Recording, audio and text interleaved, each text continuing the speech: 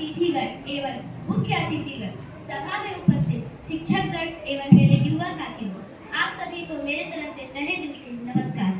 मैं आलिया खातून शहीद उमाकांत उच्च विद्यालय बदनाइट की छात्रा आप सभी के समक्ष खुद को जानना विषय पर अपना उद्गार व्यक्त करने जा रही हूँ। आशा करती हूँ आप सभी मुझे ध्यानपूर्वक सुनेंगे। मान्यवर, खुद को जानना हमारे जीवन का प्रथम उद्देश्य होना चाहिए। यदि इस प्रश्न का उत्तर खोजना है तो इसकी तलाश हमें खुद के भीतर प्रारंभ करनी होगी। खुद को जान लेने के बाद ही संसार से प्राप्त ज्ञान का हम सही उपयोग करते हैं। यह ज्ञान खोखला ही साबित जो हमारे भीतर अहंकार का ही पोषण है। ज्ञान प्राप्त करने की पहली शर्त खुद को जानना है। यदि इस बिंदु पर अंधकार है तो हर जगह अंधेरा है, यदि यहाँ प्रकाश है तो सर्वत्र ही उजाला है। खुद के प्रति अनजान बने रहने के कारण हमारी स्थिति उस नाव की भांति है जिसका मांझी सो चुका है और नाव लहरों के सहारे इधर उधर बढ़ी चली जा रही है। आइए इसे एक कहानी के मुताबिक समझा जाए।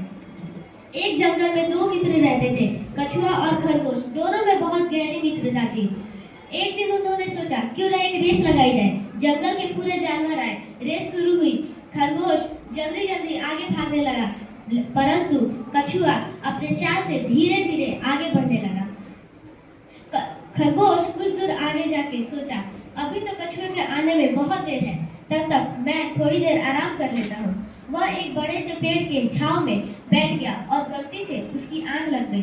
कछुआ धीरे धीरे जाकर और वो प्रतियोगिता जीत गया। खरगोश की जब आंख खुली उसने सोचा अभी तक कछुआ आया नहीं, चलो अब चलते हैं। वो जाके देखा और बोला ये कैसे हो सकता है, कछुआ जीत नहीं सकता, एक और प्रतियोगिता होगी। फिर से प्रतियोगिता हुई। इस बार खरगोश नहीं सोया और वो प्रतियोगिता जीत गया। कछुआ उसकी चाल को समझ गया, वो स्वयं को जानता था, इसलिए उसने बोला स्थल पे तो बहुत रेस हो गई, अब पानी में रेस करते हैं।